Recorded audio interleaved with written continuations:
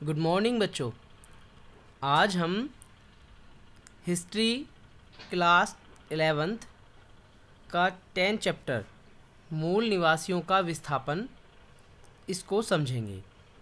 बच्चों, वैसे तो हम लगातार पढ़ते आ रहे हैं, लेकिन मैंने सोचा कि एक वीडियो भी आपको शेयर कर दी जाए ताकि आप इस चैप्टर को बहुत अच्छे से समझ लें। तो शुरू करते हैं मूल निवासियों का विस्थापन। बच्चों, इस चैप्टर में बहुत सारे ऐसे शब्द हैं जिनको समझने में काफ़ी दिक्कतें आती हैं, तो हम एक एक करके इनको समझते हुए चलते हैं। जैसे पहला ही हेडिंग बना हुआ है उपनिवेशिक विस्तार। 17वीं सदी के बाद स्पेन और पुर्तगाल के अमरीकी साम्राज्य का विस्तार नहीं हुआ। फ्रांस, हॉलैंड और इंग्लैंड जैसे दूसरे देशों ने अपनी व्यापारिक गतिविधियों का विस्तार करना और अमेरिका, अफ्रीका तथा एशिया में अपने उपनिवेश बसाना शुरू कर दिया। कहने का मतलब ये है कि 17वीं सदी के बाद जो है स्पेन और पुर्तगाल के अमेरिकी साम्राज्य का विस्तार तब तक नहीं हो पाया था। वास्तविकता में यदि हम समझें तो अमेरिका में जो जाकर बसे थे लोग, वो स्पेन, पुर्तगाल और हॉलैंड, इंग्लैंड से ही जाने वाले लोग थे। इन्हीं लोगों ने जाकर अमेरिका में अपने गतिविधियों का विस्तार करना शुरू किया और अपने उपनिवेशों को बनाना शुरू किया था। यानी कि यही लोग थे यूरोप के जो अमेरिका में सोने की तलाश में, भूमि की तलाश में पहुँचे थे। इन्हीं के द्वारा जो है अमेरिका का विस्तार हुआ था। तो 17वीं शताब्दी तक जो है स्पेन और पुर्तगाल के अमेरिकी साम्राज्य का विस्तार नहीं हुआ था। दूसरा है स्पेनी और पुर्तगालियों का प्रवास। प्रवास होता है जब कोई देश के लोग दूसरे देश में जाकर बसना शुरू करते हैं, तो उसको बोलते हैं प्रवास। स्पेनी और पुर्तगाली लोग 18वीं सदी में अमेरिका के और भी हिस्सों में तथा मध्य उत्तरी अमेरिका, दक्षिण अफ्रीका, ऑस्ट्रेलिया तथा न्यूजीलैंड के इलाकों में यूरोप से आए। अप्रवासी बसने लगे। इस प्रक्रिया में वहाँ के बहुत से मूल निवासियों को दूसरे इलाकों में जाने पर मजबूर किया गया। अब हम मूल बात पर आते हैं जो इस चैप्टर का हेडिंग भी है कि मूल निवासियों का विस्थापन। जब ये स्पेनी, पुर्तगाली और यूरोप के तमाम देशों के लोग कहाँ जाकर बसने लगे? अमेरिका में बसने लगे, दक्षिण अफ्रीका में बसने लगे, ऑस्ट्रेलिया पहुँचे, न्यूजीलैंड पहुँचे।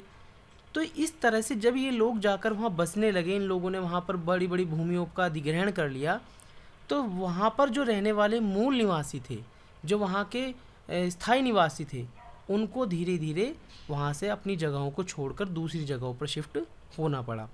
और ये जो है उन्होंने खुशी खुशी नहीं किया था, बल्कि उन पर ये दबाव बनाया गया।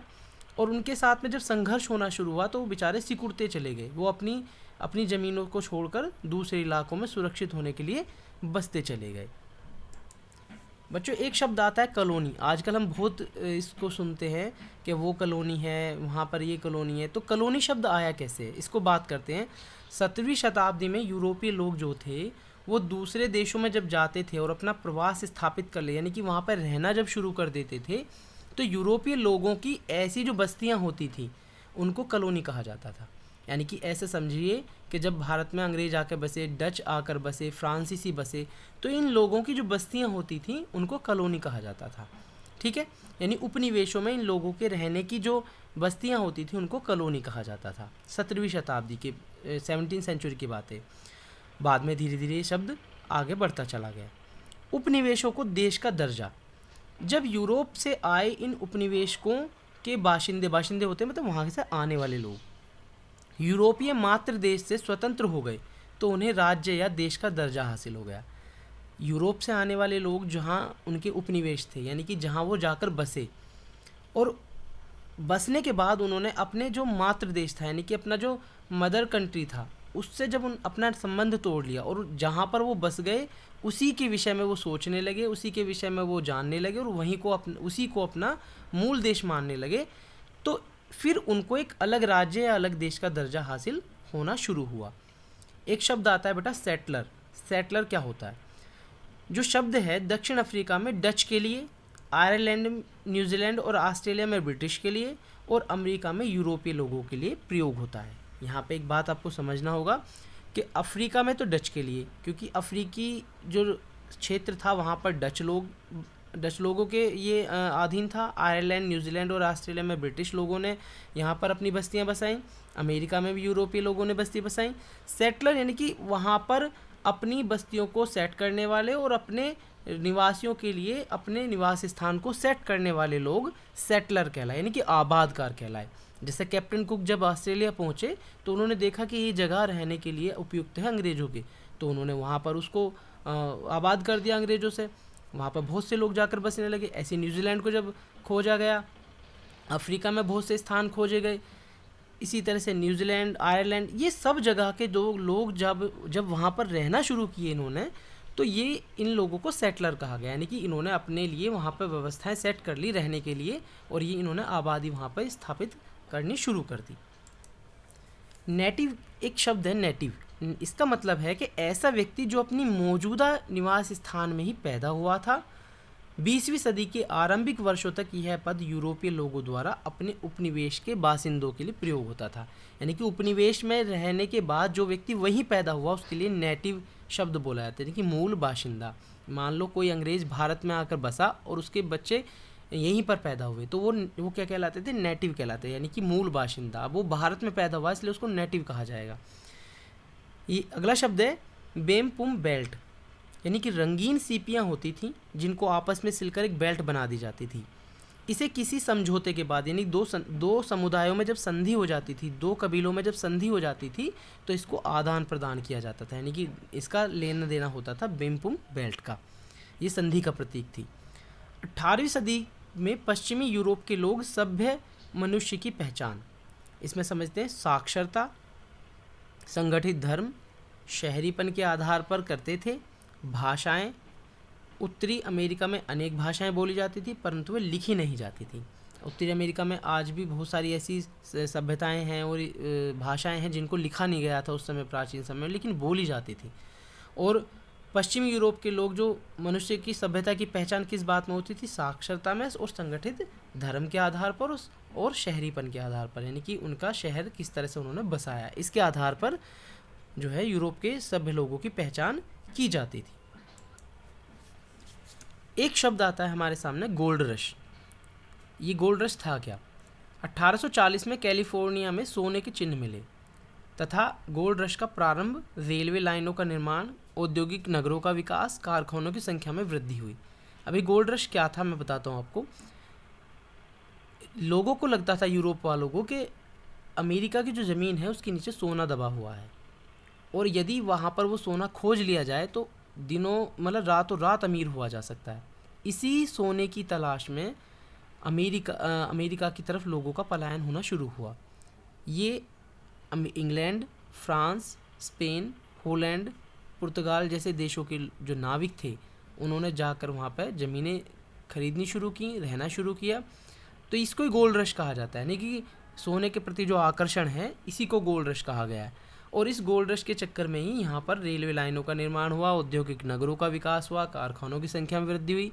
सोना तो इतना मिला नहीं मिला, बात वो अलग थी, लेकिन उस सोने के चक्कर में जब लोग जो गए उन्होंने जाकर वहाँ ज़मीनें खरीदी, उद्योगों का निर्माण हुआ, रेलवे का निर्माण हुआ, और इस तरह से पूरा अमेरिका धीरे धीरे एक विस्तार के रूप में बड़ा रूप लेने लगा। एबोरिजिनीज ऑस्ट्रेलिया महाद्वीप के शुरुआती मनुष्य या आदि मानव को एबोरिजिनीज कहा जाता है, यानी कि जो ऑस्ट्रेलिया के मूल निवासी थे उनको क्या कहा जाता है? एबोरिजिनीज।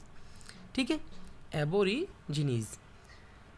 उपनिवेशिक, दूसरे देश को नियंत्रित करने वाले देश को ये देश से संबंधित है। उपनिवेशिक मतलब होता है कि जब एक बड़ा देश, ताकतवर देश और समृद्ध देश जब किसी गरीब देश को गुलाम बना ले, उसे अपने अधीन कर ले और उसके संसाधनों का उपयोग अपनी सुविधानुसार करे, वहाँ के नागरिकों पर अत्याचार करे, मनमाना शासन चलाए, तो जो शासित देश है वो उपनिवेश कहलाता है और जो शासक देश है वो साम्राज्यवादी देश कहलाता है।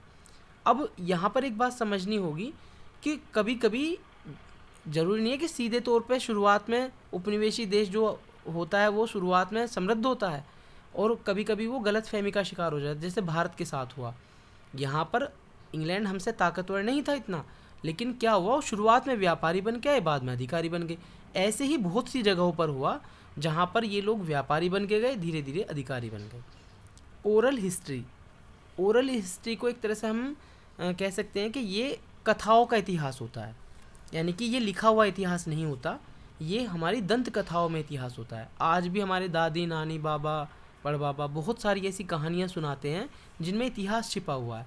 हो सकता है पूरी सत्यता के नज़दीक ना हो, पूरी तरह से सत्य ना हो, लेकिन इसको झुठलाया नहीं जा सकता। ये कथाओं पर आधारित होता है और किसी न किसी घटना से जुड़ा हुआ होता है, इसीलिए इसका ओरल हिस्ट्री का इतिहास में एक अलग महत्व है।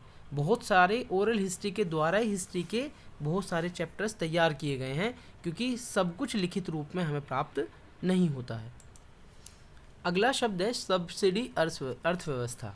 इसका मतलब है कि उनकी बुनियादी आवश्यकताओं की पूर्ति के लिए जितना आवश्यक हो उतना उत्पादन करना। ठीक है।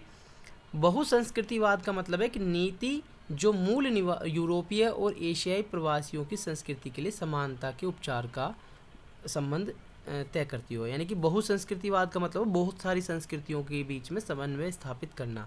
इसमें एशिया के लोग भी हो सकते हैं, अफ्रीका के लोग भी हो सकते हैं, यूरोप के भी हो सकते हैं, लेकिन जब वो एक साथ रहेंगे तो उनको एक ऐसा माहौल देना कि ताकि वो दो सब साथ मिलकर रह सकें।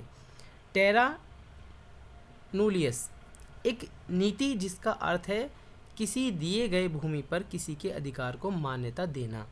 ठीक है। एक नीति है जिसका जो अर्थ है वो ये है कि किसी दिए गए भूमि किसी के आधार पर मान्यता प्रदान करना, यानी कि मान्यता प्रदान करने को क्या कहते हैं? टेरा नूलियस कहते हैं। कैनबरा 1911 में ऑस्ट्रेलिया की राजधानी वूल व्हीट गोल्ड बनाने का सुझाव दिया गया। अंततः उसका नाम कैनबरा रखा गया, जो एक स्थानीय शब्द कैम्बरा से बना है, जिसका अर्थ है सभा स्थल। ठीक है। यानी कि ऑस्ट्रेलिया की जो राजधानी थी वो थी वूल व्हीट गोल्ड, उसको बाद में क्या नाम दिया गया? कैनबरा नाम दिया, और उसका नाम का अर्थ क्या है? सभा स्थल। गोल्ड रश, जैसे मैंने बताया, 1840 में संयुक्त राज्य अमेरिका के कैलिफोर्निया में सोने के कुछ चिन्ह मिले। इसने गोल्ड रश को जन्म दिया। यह उस आपाधापी का नाम है जिसने हजारों की संख्या में आतुर यूरोपीय लोग चाटुकियों को अपनी तकदीर संवार लेने की उम्मीद से अमेरिका पहुंचा दिया। यानी कि बहुत सारे लोग इस आस में अमेरिका भाग गए कि वहाँ जाकर सोना मिलेगा और उस सोने से हम अमीर हो जाएंगे, इसलिए हजारों लाखों की संख्या में पलायन अमेरिका की तरफ, यूरोप की तरफ से होने लगा। गोल्ड रश के कारण अमेरिका में हुई औद्योगिक वृद्धि। गोल्ड रश के कारण पूरा अमेरिका महाद्वीप में रेलवे की लाइनों का निर्माण हुआ। हजारों की संख्या में चीनी श्रमिकों की वहाँ पर नियुक्ति हुई। रेलवे साज सामान बनाने के उद्योग विकसित हुए। बड़े पैमाने पर कृषि करने वाले यंत्रों का उत्पादन हुआ। संयुक्त राज्य अमेरिका और कनाडा में औद्योगिक नगरों का विकास धीरे धीरे तेज़ी से विस्तार होने लगा। यानी सोना तो नहीं मिला, लेकिन सोने की तलाश में जो लोग गए थे उन्होंने वहाँ जाकर बड़ी बड़ी ज़मीनों का अधिग्रहण किया।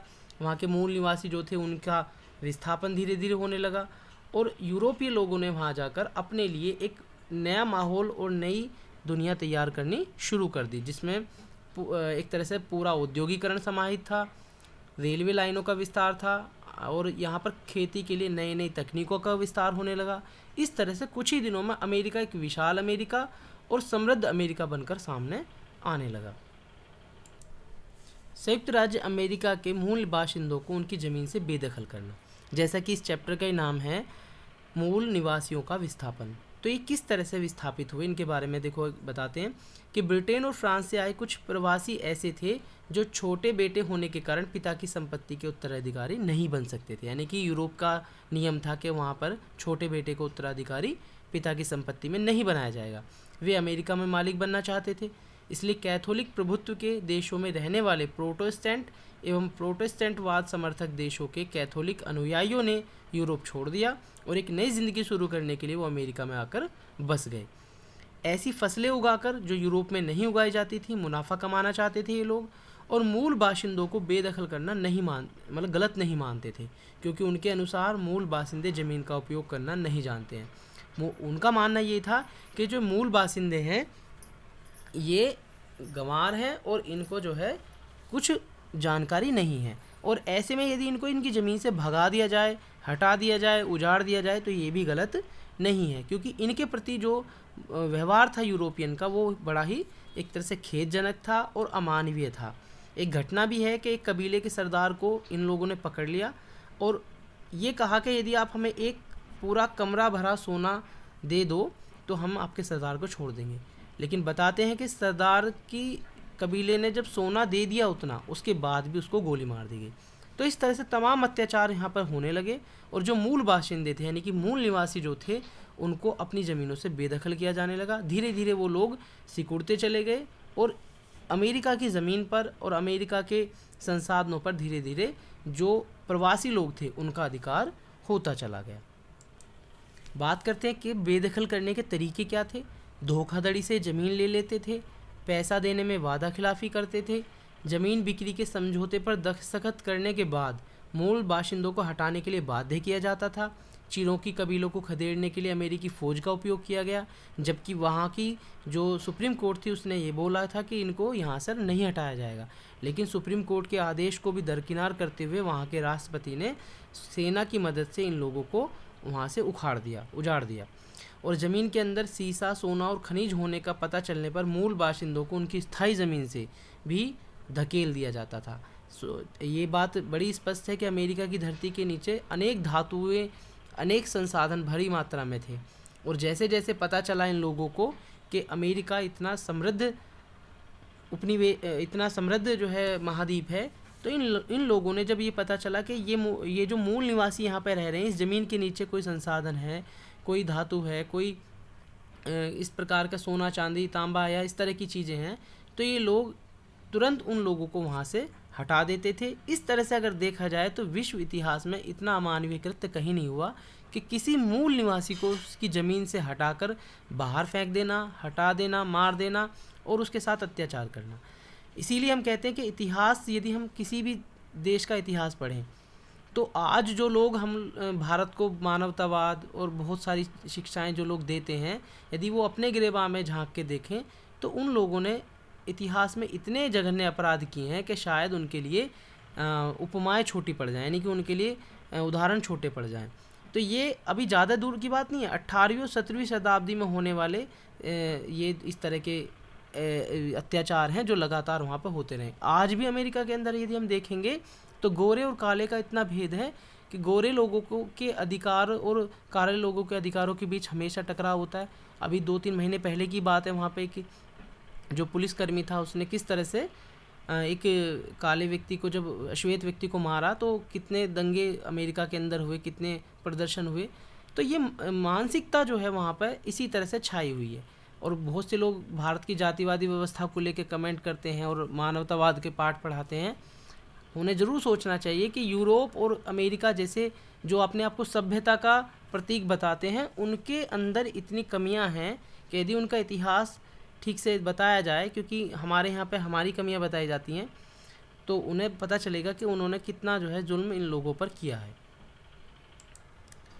सन 1970 के दशक में आई बदलाव की लहर के कारण ऑस्ट्रेलिया के मूल निवासियों के जीवन का प्रभाव, जो कहानी अमेरिका में थी वही ऑस्ट्रेलिया में भी थी, क्योंकि वहाँ के मूल निवासियों को भी विस्थापित किया गया था। ऑस्ट्रेलिया के मूल निवासियों को नए रूप से समझाने की चाहत जगी। मूल निवासियों को विशिष्ट संस्कृति वाले समुदाय के रूप में देखा गया।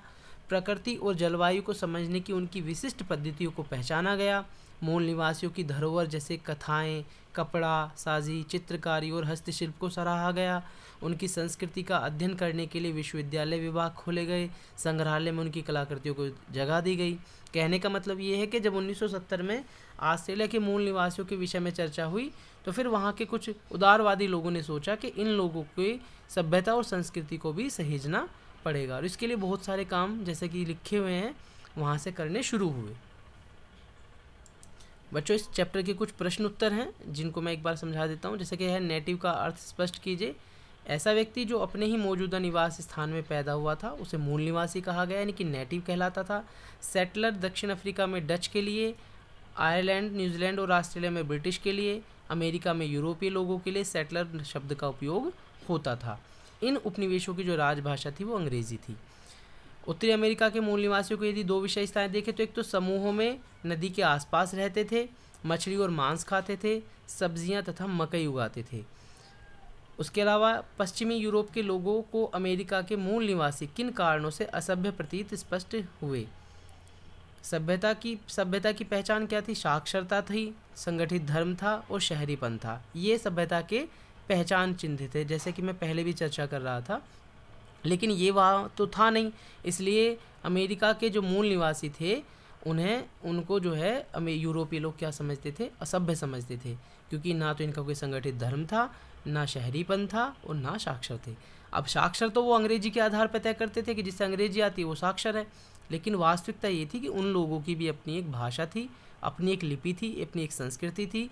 इसलिए इन लोगों को जैसे कि भारत में भी कह सकते हैं, इन्हें भारत में यदि किसी को इंग्लिश ना आती हो तो क्या है? वो अनपढ़ है।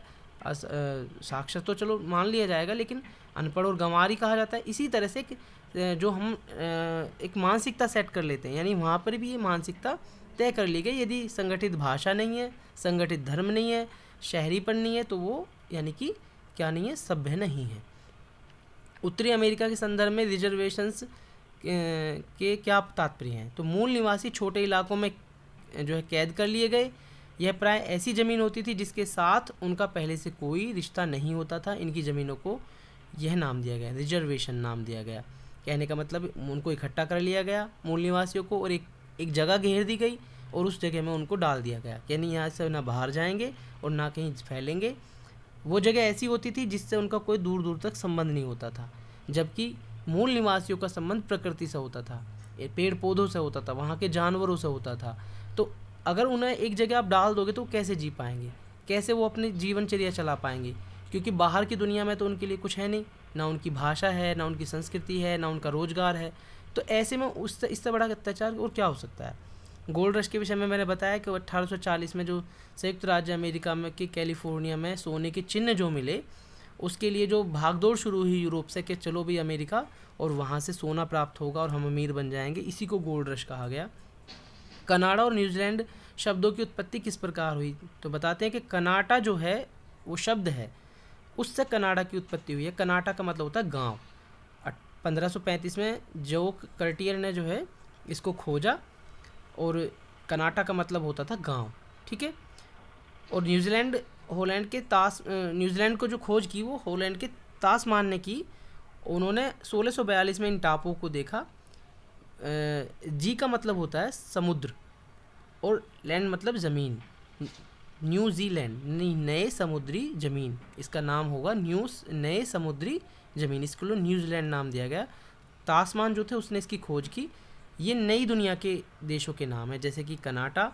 अमेरिका की जो खोज हुई उसकी खोज का श्रेय अमेरिगो के नाम पे ही उसका नाम अमेरिका पड़ा। वैसे तो कोलंबस ने दूसरी बार इसको ध्यान से देखा, लेकिन क्योंकि प्रथम जो खोज करता था वो अमेरिगो था, इसीलिए उसके नाम पे इसका नाम अमेरिका पड़ा।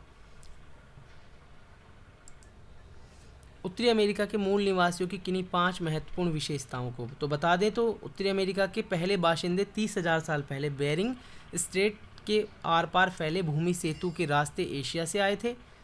नदी घाटी के साथ साथ बने गांव समूह में रहते थे। मछली मांस खाते थे, सब्जियां और मकई उगाते थे, अनेक भाषाएं बोलते थे परंतु वो लिखी नहीं जाती थी। औद्योगिक संबंध और दोस्तियां कायम करना, उपहारों का आदान प्रदान करते, जैसे कि हम बता रहे थे पहले, एक बेल्ट ग्रीन वो सीपियों की बेल्ट जो होती थी उसको आदान प्रदान करते थे ये लोग। अमेरिकियों के लिए फ्रंटियर के क्या मायने थे? संयुक्त राज्य अमेरिका 18वीं शताब्दी के अंत में अस्तित्व में आया। ओपन जन्म के शीघ्र ही बाद संयुक्त राज्य अमेरिका में पश्चिम की ओर बढ़ना आरंभ कर दिया। अपेन जन्म के अमेरिकियों के लिए फ्रंटियर का अभिप्राय था पश्चिम की ओर बढ़ना। विस्तार के लिए क्षेत्र की खरीद तथा युद्ध दोनों का सहारा लिया गया। क्षेत्रों को खरीदते तथा बेचते समय वहां के मूल निवासियों की स्वीकृति आवश्यक नहीं समझी गई। संयुक्त राज्य अमेरिका की पश्चिमी सीमा फ्रंटियर खिसकती रहती थी। अब मैं इसमें बता दूं आपको, जैसे अलास्का अमेरिका ने रूस से ख़रीदा, इसी तरह से जो है वहाँ पर वो था आपका जो पश्चिमी सीमा थी इसकी घटती और बढ़ती रहती थी, खिसकती रहती थी। जब ये सीमाएं बढ़ाई जा रही थी तो वहाँ के मूल निवासियों से भी इसके लिए सहमति लेना ज़रूरी नहीं समझा गया। ये माना गया कि ये केवल हमारा काम है और इसके लिए दोनों सहारे लिए गए। खरीदने का भी सहारा लिया गया, यानी कि जैसे फ्रांस से क्षेत्र खरीदा गया, रूस से खरीदा गया। इसी तरह से जो है युद्ध का सहारा भी लिया कि युद्ध के साथ ही किस तरह से जो है अपने क्षेत्रों को बढ़ाया जाए। इसलिए 18वीं शताब्दी के बाद जो है अमेरिका का लगातार विस्तार होना प्रारंभ हो गया। ऑस्ट्रेलिया में मानव विकास के इतिहास का वर्णन करते हुए वहाँ के मूल निवासियों की विशेषता लिखिए। मानव निवास का इतिहास काफ़ी लंबा है। शुरुआती मनुष्य या आदि मानव जिन्हें एबारिजिनीज कहते हैं, यह 40,000 साल पहले आने शुरू हुए थे। ऑस्ट्रेलिया के साथ एक सेतु से जुड़े न्यू गिनी से आए थे। यह लोग बाहर से नहीं आए थे, अपितु प्रारंभ से ही वहीं से रह रहे थे। इनकी विशेषता क्या थी? यहाँ के मूल निवासियों की 350 से 750 तक अपनी भाषा थी, यानी कि हर समुदाय की एक अपनी लैंग्वेज थी। दूसरी बात, इनका एक विशाल समूह उत्तर में रहता था। तो ये आप समझ लीजिए कि प्रत्येक निवासी जो था उसकी अपनी अपनी भाषा, अपना अपना संस्कृति और अपना समुदाय था। वह उसके जीने का तरीका भी एक अपना था। लेकिन अधिकतर ये सोचा गया कि जो सभ्य लोगों की तरह नहीं दिखता था उसको उन्होंने असभ्य कहा। उत्तरी अमेरिका में उद्योगों के विकसित होने के कारण, एक तो रेलवे के विस्तार के कारण हुआ, यंत्रों के द्वारा कृषि को आसान बनाने के कारण हुआ, और औद्योगिक नगरों के विकास के कारण संभव हुआ। गोल्ड रश मैं आपको 2-3 बार बता चुका हूँ कि किस तरह से जो है गोल्ड रश के बारे में आपाधापी जो हुई, सोना लूटने की जो थी और सोना पाने की, उसी को गोल्ड रश कहा गया है। गोल्ड रश के कारण पूरा अमेरिका महाद्वीप में रेलवे लाइनें बिछ गईं। हज़ारों की संख्या में चीनी श्रमिकों की यहाँ पर नियुक्ति हुई काम करने के लिए। रेलवे का साथ समाज बनाने के लिए उद्योग विकसित हुए। बड़े पैमाने पर कृषि यंत्रों का विकास हुआ, उत्पादन यहाँ पर बढ़ गया। संयुक्त राज्य अमेरिका और कनाडा में औद्योगिक नगरों का विकास हुआ। ये सब गोल्ड रश के कारण ही हो पाया। अब अगले प्रश्न पर आते हैं कि संयुक्त राज्य अमेरिका के मूल बासिंदों को उनकी ज़मीन से बेदखल क्यों कर दिया गया, इसके क्या कारण थे। तो इसको आप अच्छे से समझ लें, क्योंकि चैप्टर की जो मेन कॉन्सेप्ट है वो यही है कि बेदखल क्यों किए गए, क्या कारण था। ब्रिटेन और फ्रांस से आए कुछ प्रवासी ऐसे थे जो छोटे बेटे होने के कारण संपत्ति के उत्तराधिकारी नहीं बन सकते थे। वे अमेरिका में मालिक बनना चाहते थे। ऐसी फसलें उगाई उन्होंने जो मुनाफा कमा सकती थीं। उन्होंने मूल बाशिंदे जो थे उनको बेदखल करना भी गलत नहीं समझा, क्योंकि वो चाहते थे कि यहाँ की ज़मीन का हम अच्छे से उपभोग करें, क्योंकि इन लोगों को ये उपभोग करना नहीं आती है। इसलिए उन्हें धोखाधड़ी से, पैसे में वादा खिलाफ़ी करके, गलत तरह से दस्तखत कराकर और फ़ौज का सहारा लेकर उनको बेदखल किया। जब उन्हें पता चल जाता था कि मान लो यहाँ पर ज़मीन के अंदर कुछ है, तो वो तनिक भी नहीं हिचकिचाते थे वहाँ से उन लोगों के घरों को उजाड़ने के लिए। इसलिए जो है इनको मूल निवासियों के विस्थापन की इन्होंने अनेक प्रकार के तरीके ही अपनाए। बदलाव की जो लहर है वो ऑस्ट्रेलिया से शुरू हुई, जैसा कि मैंने अभी पीछे बताया आपको। ये ऑस्ट्रेलिया से शुरू हुई, वहाँ पर उनकी भाषा को संरक्षित किया गया, उन लोगों की संस्कृति को संरक्षित किया गया। इस तरह से जो है ऑस्ट्रेलिया से शुरुआत हुई और फिर धीरे धीरे पूरे यूरोप और पूरे अमेरिका, ऑस्ट्रेलिया और अफ्रीका जैसे महाद्वीपों में शुरुआत हुई। आज भी बहुत सारे कबीलों के संरक्षण के लिए अनेक योजनाएं चल रही हैं। मुख्यतः चैप्टर का नाम था मूल निवासियों का विस्थापन। यदि इस चैप्टर से संबंधित किसी प्रश्न में अभी आपको डाउट हो तो आप कमेंट में मुझे लिख करके डाल सकते हैं, फिर मैं उसको भी अच्छे से समझाने की कोशिश करूँगा। आशा है बच्चों आपको अच्छे से समझ आया होगा। धन्यवाद।